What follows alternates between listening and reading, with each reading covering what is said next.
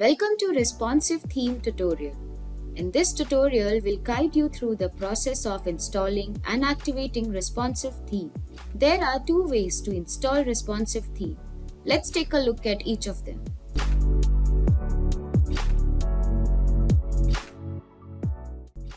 Firstly, log into your WordPress admin dashboard and navigate to Appearance.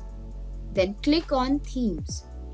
Now, click on Add New Theme button and search for Responsive.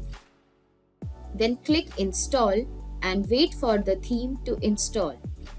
Once the theme is installed, click on Activate to activate the responsive theme. And that's it. You have successfully activated responsive theme.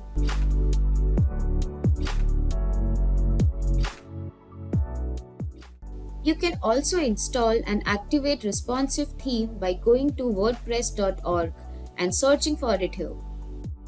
Click on Download and download the zip file from here and go back to your WordPress admin dashboard. Now go to Appearance and click on Themes. Then click on Add New Theme button.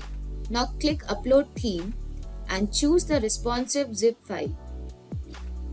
Then click Install Now, and once the installation is complete, click on Activate to activate the responsive theme.